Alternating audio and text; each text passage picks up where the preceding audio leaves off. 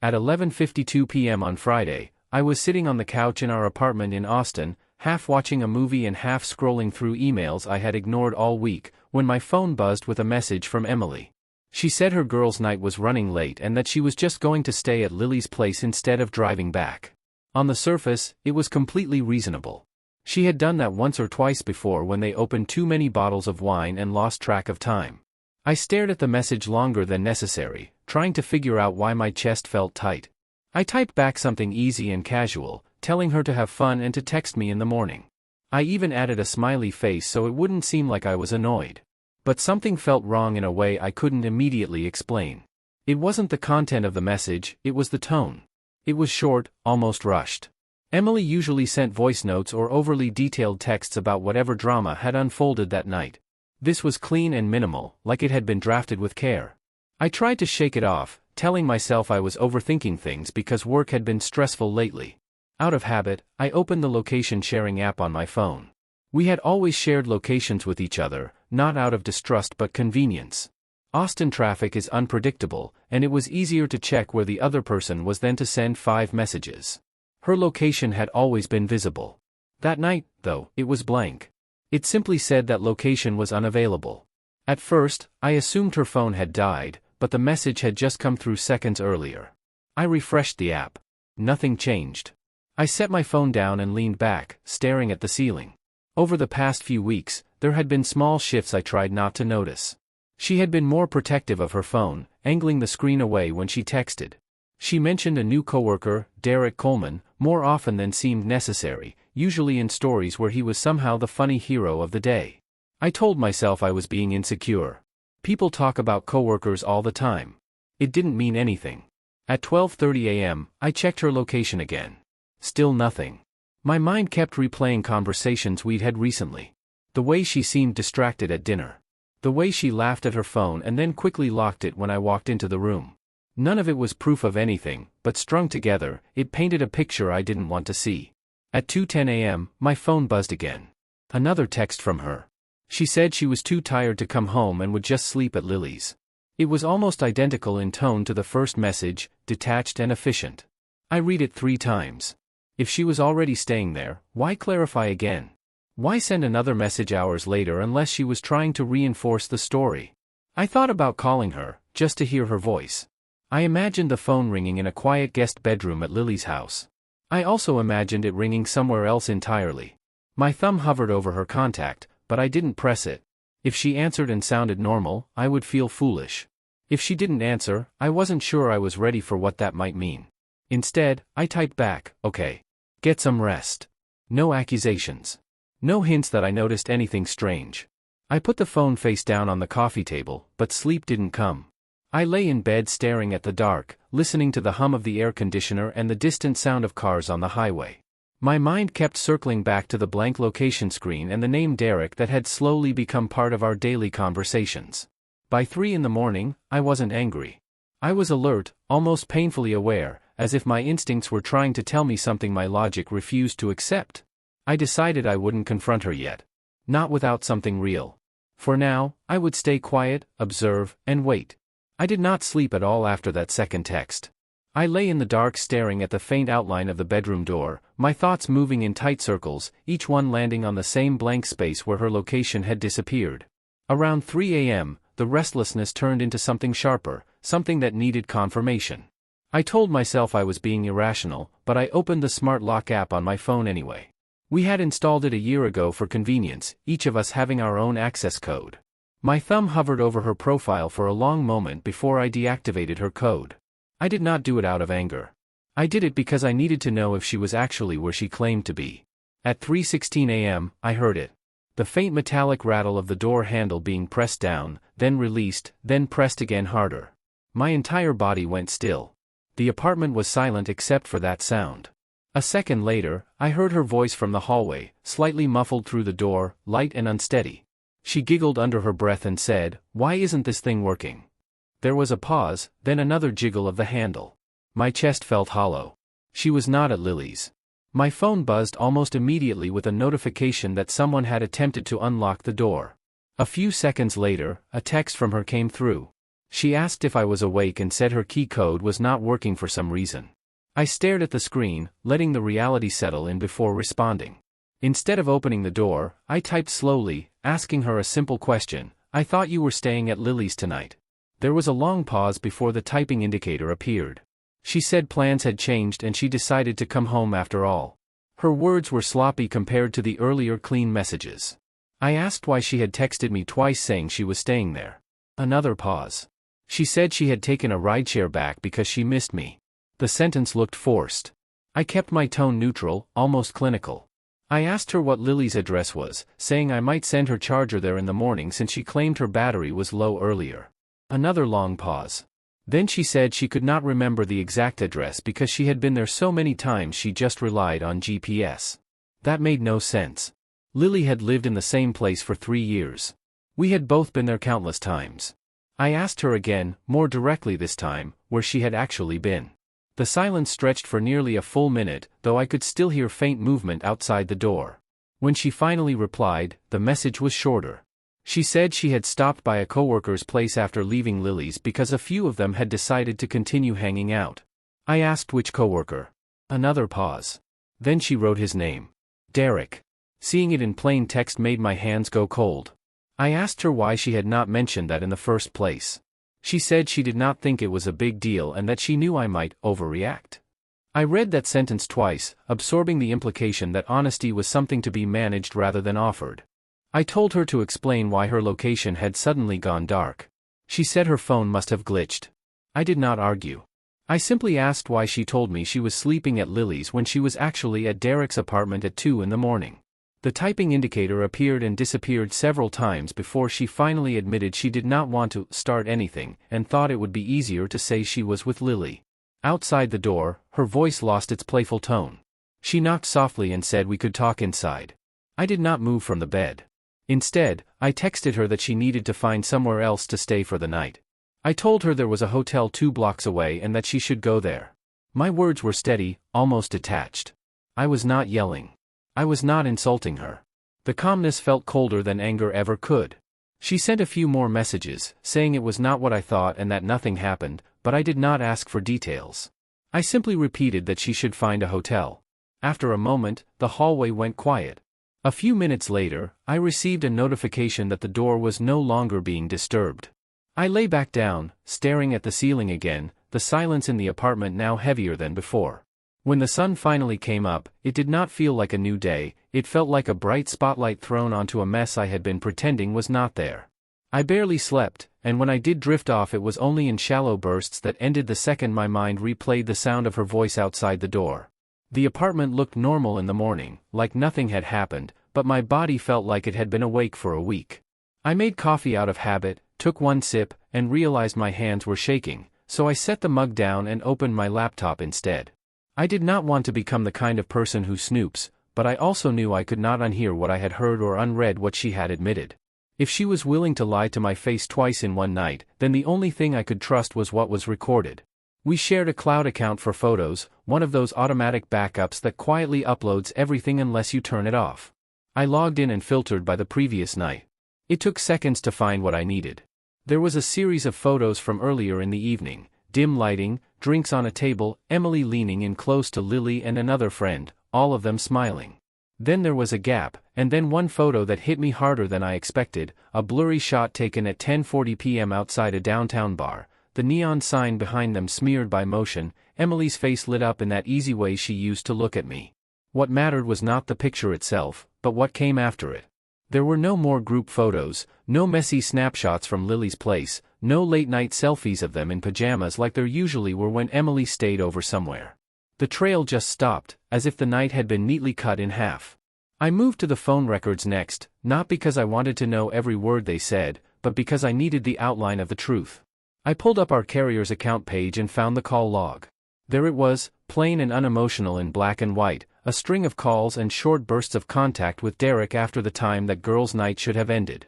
There were calls that lasted a few minutes, then another, spaced out like someone checking in, coordinating, making sure the other person was still available.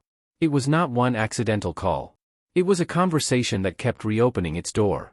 Then I checked the ride receipts. Emily's email was still signed in on the shared tablet we kept on the kitchen counter for recipes and music. I did not even have to dig, because the rideshare confirmations were sitting there in her inbox with timestamps and pickup locations. One ride leaving downtown. Another drop-off that placed her squarely in Derek's neighborhood.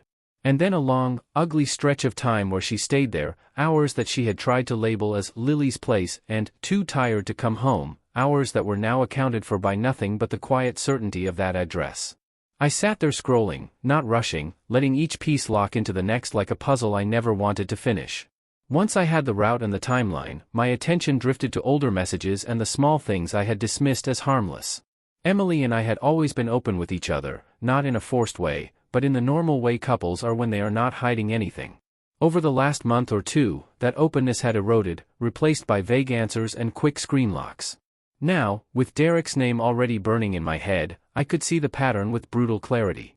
It started as little mentions. Derek asked if anyone wanted coffee. Derek had a funny take on a meeting. Derek was really helpful on a project. Then it shifted into invitations that were just specific enough to be personal and just innocent enough to sound professional, private lunches because they needed to talk about work, late-night messages framed as work talks that somehow always landed outside normal hours. I realized how gradually it had happened, like boundaries being nudged a millimeter at a time until the line was somewhere completely different and nobody could point to the exact moment it moved. And it was not just communication. When I looked back over the past 6 weeks, the changes I had noticed but tried not to interpret suddenly had weight. New clothes that she brushed off as a random sale even though she used to hate shopping. Extra gym sessions she started without telling me, then later described as trying to feel better about myself. The way she started caring about her hair on days she used to roll out of bed and laugh about it. Even the way she began taking her phone into the bathroom, something she never used to do, like a habit formed to protect a secret rather than a device. By late morning, the story of the night was no longer a confusing blur, it was a clear sequence of decisions, and that clarity hurt more than the uncertainty. It was not one slip. It was not one bad choice made in the moment. It was a build-up, a slow construction made out of opportunities accepted and truths avoided, and the hardest part was realizing that while Derek might have pushed, Emily had still made room for him. She came back early that afternoon with swollen eyes and the same overnight bag she had left with, as if the physical evidence of her absence needed to be visible. I was sitting at the kitchen table with my laptop closed in front of me, the timeline still burned into my mind in precise, unemotional detail. When she walked in, she did not try to hug me. She stood a few feet away, gripping the strap of her bag like she was bracing herself for impact, and said she wanted to talk. I told her to sit down and to start from the beginning, not the edited version, not the version designed to soften anything, but the full truth. My voice sounded unfamiliar to me, steady and flat, stripped of the frustration I had felt the night before. I was no longer guessing. I was confirming. At first she tried to ease into it, repeating pieces I already knew, saying Derek had shown up at the bar unexpectedly because he had been nearby with friends. I interrupted her and asked why her location had gone dark at the exact time he appeared. She hesitated, then admitted she had turned it off herself.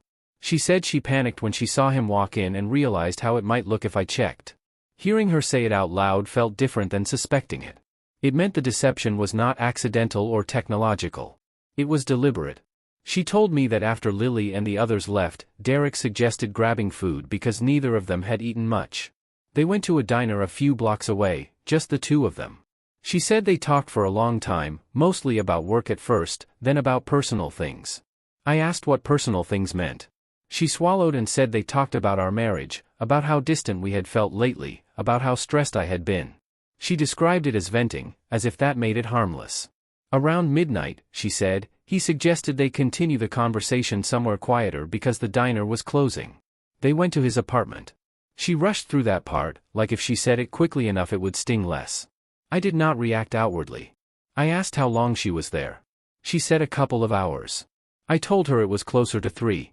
She looked at me then, confused, and I explained that the rideshare timestamps and call logs did not leave room for interpretation. Her composure began to crack when she realized I knew more than she expected. She admitted they kept drinking at his place and that the conversation shifted from complaints about work to feelings, to loneliness, to things she said she had not felt comfortable telling me lately. She said he listened in a way that felt validating. I asked her if she understood what it meant to seek that kind of intimacy from someone else. She started crying at that point, but I did not raise my voice.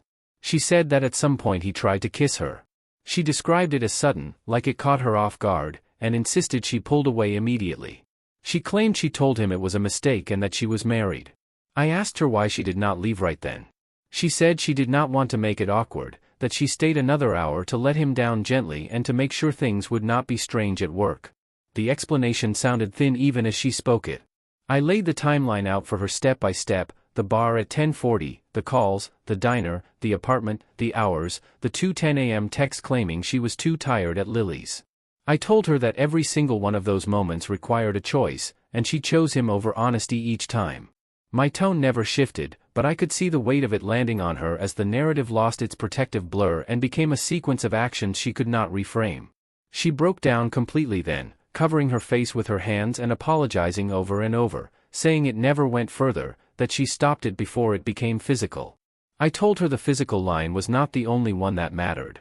The secrecy, the turning off her location, the lying twice in one night, the staying after he crossed that line, those were not accidents. After a long silence, I told her to pack a bag. Not for a night at a hotel, but to leave. My voice did not shake when I said it. I told her she needed space to understand what she had done and that I needed space from the constant doubt that had settled into our home. She looked at me like she was waiting for me to soften, but I did not. I watched as she walked into the bedroom to gather her things, the quiet of the apartment returning, heavier and more final than it had been the night before.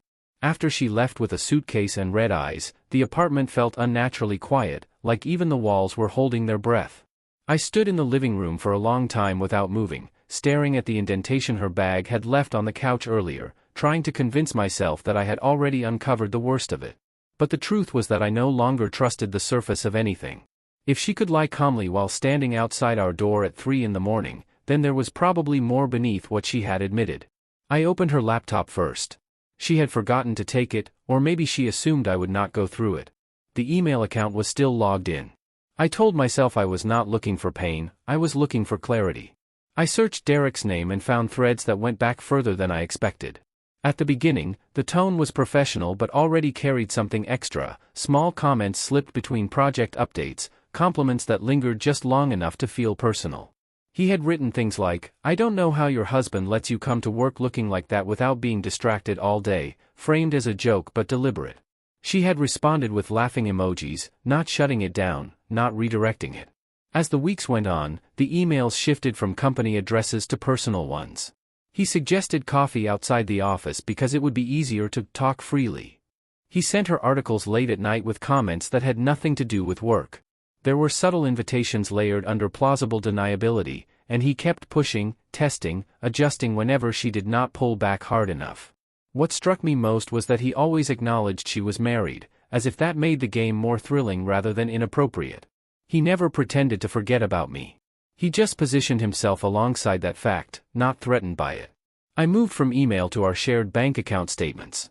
At first it felt unrelated, but then I remembered the new clothes I had noticed and the vague explanations. I scrolled back 6 weeks and saw charges from boutiques she never used to shop at, receipts from a high-end lingerie store I knew she had never mentioned. There were salon visits that cost double what she used to spend, appointments during workdays she told me were packed with meetings. Individually, none of it screamed betrayal. Together, it painted a picture of someone preparing for attention. I checked phone backups next. Deleted text threads sometimes left fragments in notification logs or cloud previews. I could not see every word, but I saw enough. Snippets that read like anticipation rather than spontaneity. "Can't wait for Friday. It'll be our little escape." Another message that simply said, "You'll look incredible tonight, trust me." The timestamps lined up with the days she suddenly seemed energized before going out with friends. It became harder to believe that Friday night had been an unexpected crossing of a line. It felt rehearsed, emotionally if not physically. The final piece came almost by accident. I remembered an old acquaintance of mine who had briefly worked at the same company Derek had come from before joining Emily's office. I called him under the pretense of catching up, then casually mentioned Derek's name. There was a pause on the other end before he let out a low breath and said he was not surprised I was asking. He told me Derek had a reputation for getting too close to women in the office, that there had been quiet complaints about blurred boundaries and uncomfortable attention. Nothing that escalated publicly, nothing that left a permanent mark on his record, but enough that people talked. When I hung up, I sat there with the phone in my hand, feeling something colder than anger settle into place. This was not new behavior for Derek. He had done this before, probably more smoothly each time. He identified cracks and stepped into them. But the part that hurt most was that Emily still opened the door. She saw the compliments, the invitations, the tone, and instead of shutting it down, she leaned into it slowly, inch by inch, until the distance between professional and personal disappeared. The realization did not explode inside me. It sank in heavily and quietly. She had not stumbled into a trap she could not see. She had been drawn toward a pattern that already existed, and at every stage where she could have stepped back, she chose to move forward instead. We did not speak for the rest of the weekend except for a brief message confirming she was staying with a friend. The silence was not dramatic or explosive, it was heavy and practical, like the pause after something fragile has already shattered and there is nothing left to argue about. By Sunday evening she asked if we could meet one more time to talk properly, not through text, not in fragments. I agreed, not because I was unsure, but because I needed to hear her say certain things without hiding behind softened language. We met at the apartment on Monday afternoon. She stood in the doorway for a moment before coming in, as if she was unsure whether she still belonged there. I stayed seated at the kitchen table, the same place where I had laid out the timeline days earlier. When she sat across from me, there was no anger in my chest, just a steady awareness that whatever was left between us would be decided by what she chose to say next. She started by apologizing again, repeating that it had been a mistake, that she never meant for it to go that far, that she got caught up in something stupid. I let her speak until she ran out of rehearsed phrases. Then I told her to stop calling it a mistake. I said a mistake is missing a turn while driving or forgetting to pay a bill, not turning off your location, lying twice in one night, going to another man's apartment, and staying there for hours. I told her I needed her to call it what it was, a series of decisions. She tried to interrupt, but I did not raise my voice. I simply repeated that if we were going to have this conversation, it would be honest.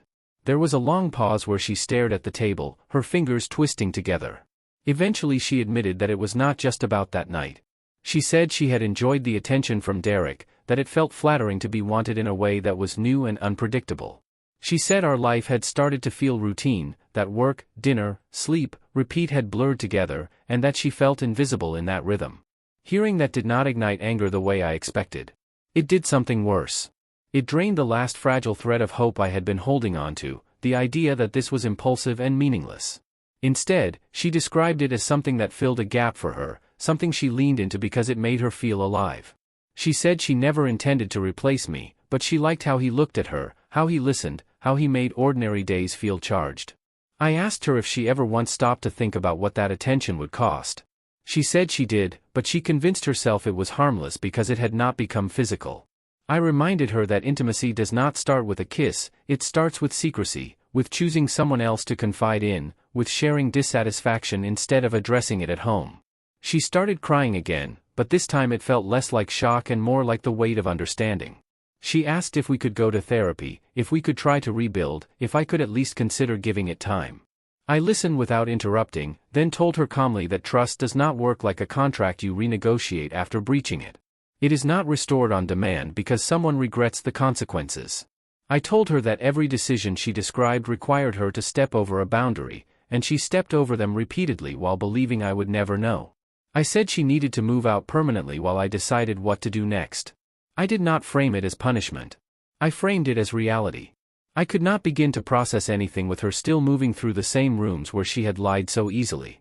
She looked at me as if waiting for a crack in my composure, but there was none left to show. When she realized I was not going to change my mind in that moment, her shoulders slumped in a way I had never seen before. She whispered that she loved me. I did not argue with that statement, but I also did not let it soften what had already been proven. Love without boundaries had brought us here. And as she stood up to leave again, this time knowing it was not temporary, the apartment felt quieter than it ever had, not because of anger, but because something foundational had finally collapsed without noise. The weeks that followed were not dramatic, they were procedural. I separated our finances first, not out of spite but out of necessity. I opened a new account in my name only, redirected my paycheck, and transferred what was legally mine after documenting everything carefully. I removed her access from the remaining shared accounts and canceled the secondary credit cards. Each step felt clinical, like I was handling paperwork for someone else's life, but there was a strange steadiness in taking control of what I could. I changed the smart lock codes the same day and replaced the physical locks a week later, not because I thought she would barge in, but because the sound of that handle rattling at 3:16 a.m. had etched itself too deeply into my memory. I consulted a lawyer quietly and without theatrics. Sitting in that office, explaining the timeline out loud to a stranger, made everything feel both heavier and more concrete. There were no raised voices, no revenge plots, just discussions about assets, timelines, and options. The word divorce was not explosive anymore. It was structured, defined, real. Emily's messages came in waves. At first they were long apologies, paragraphs about regret and clarity, promises that she would cut all contact with Derek, that she had already blocked him, that she understood now what she had risked. When I did not respond beyond necessary logistics, the tone shifted to desperation. She asked if we could meet again, if I would at least attend one therapy session, if I could remember the good years instead of the worst weeks. When that did not work, she reached out to mutual friends, and I began receiving careful texts asking if I was sure I wanted to throw everything away. I did not argue with them. I simply said there were details they did not know, and that this was not impulsive. Around that same time, I heard through a quiet channel that complaints had surfaced at her workplace about Derek's behavior. Apparently, Emily was not the only one he had blurred lines with. HR became involved, and though I was not present for any of it, I learned that he eventually left the company. I did not feel vindicated. His departure did not undo anything. It only confirmed that the pattern I had uncovered was not imagined. With the logistical storm settling, I turned inward in a way I had not allowed myself to during the marriage. I started therapy, not to salvage what was broken between us, but to understand why I had ignored my instincts for so long and why I equated calm with security. I began taking long hikes outside Austin on weekends, driving out before sunrise and walking trails until my legs ached and my mind finally quieted. The physical exhaustion helped in a way conversations could not. The rhythm of footsteps on dirt replaced the constant replay of messages and timestamps. I picked up hobbies I had gradually abandoned over the years, small things I once enjoyed but let fade as routine took over. I started playing guitar again in the evenings instead of staring at my phone. I cooked meals that took time instead of defaulting to whatever was easiest. The apartment, once filled with tension and unspoken doubts, began to feel like a space that belonged to me again. When Emily finally came to pack the rest of her belongings, the interaction was brief and subdued. She moved quietly from room to room, folding clothes, placing framed photos into boxes without commentary. I stayed mostly in the living room, answering only practical questions about what was hers. There were no dramatic final speeches. At one point she paused, looking around as if trying to memorize the layout, but I did not step in to comfort her. After she carried the last box out and the door closed behind her, the silence settled again. This time it was different. The apartment felt undeniably emptier, the spaces larger without her presence, but the air no longer carried that tight, anxious weight. I stood in the center of the living room for a long moment, listening to nothing but the hum of the refrigerator and distant city noise, and realized that peace does not always arrive loudly. Sometimes it arrives quietly, in the absence of doubt. The divorce finalized without spectacle months later, reduced to signatures on paper and a brief confirmation from the court that what had once been legally intertwined was now separate. There were no dramatic confrontations in hallways, no last-minute confessions, no attempts to rewrite history. By the time it was official, the emotional storm had already passed through me and left something steadier behind. The end of the marriage felt less like an explosion and more like the quiet closing of a heavy door. Somewhere in the middle of rebuilding my routines, I met Megan Brooks. It happened naturally, without calculation, through a weekend climbing group I joined after deciding I needed to push myself physically as much as mentally. She was direct in a way that felt unfamiliar at first, clear about her expectations, clear about her boundaries, clear about who she was. There were no layered meanings in her words, no strategic pauses designed to avoid conflict. If she had a question, she asked it. If something bothered her, she said so without turning it into a performance. Being around her felt calm in a way I once would have called boring, but now recognized as stable. There were no secret messages lighting up her phone at odd hours, no unexplained shifts in tone, no games disguised as spontaneity. We built things slowly, not because we were afraid, but because neither of us felt the need to rush toward intensity to validate connection. Honesty was not something negotiated, it was assumed and practiced daily in small, consistent ways. One afternoon we went to a lakeside park just outside the city, the kind of place where the water stretches wide and the air smells like sun-warmed grass. We spread a blanket near the shore after a long morning hike, talking about nothing particularly important, just plans for the next climbing trip and the possibility of taking a road trip before summer ended. I remember feeling present in a way I had not felt in years, not scanning for threats, not bracing for hidden meanings. At some point I looked up and noticed a familiar silhouette across the grass near a row of trees. It took my mind a second to catch up with my eyes. Emily was sitting alone on a bench, staring out at the water. Her hair was shorter than before, her posture slightly different, but there was no mistaking her. For a brief moment, time seemed to overlap, the old life and the new occupying the same physical space. Our eyes met from a distance. There was no anger in her expression, no pleading, just a quiet recognition. In that second I realized how much distance had grown between who we were and who we had become. She did not look like the center of my world anymore. She looked like someone I once knew deeply, someone tied to a chapter that had already been written and closed. I held her gaze only long enough to acknowledge it, then I turned back to Megan, who was mid-sentence about a climbing route she wanted to try. I listened, really listened, and responded without distraction. The past did not pull at me. It did not demand comparison. It simply existed behind me. As the afternoon light shifted across the lake, I understood something with a clarity that did not need dramatic emphasis. The night she stood outside the apartment at 3:16 a.m., laughing at a door that would not open, felt at the time like the beginning of destruction. But sitting there months later, steady and unguarded, I could see it differently. That night had not broken me. It had stripped away illusions I had been clinging to and forced me to confront what I was willing to tolerate. It had pushed me into discomfort, into therapy, into long solitary hikes, into rebuilding boundaries I should have enforced from the start. Watching the water ripple under the afternoon sun, I felt something that had nothing to do with revenge or validation. It was relief. Not because she had suffered consequences, not because Derek had left his job, but because I had chosen clarity over denial and self-respect over fear of starting over. When Megan reached for my hand absent-mindedly while continuing her story, I squeezed back without hesitation. Across the park, Emily eventually stood up and walked away in the opposite direction. I did not watch her leave. I was already facing forward.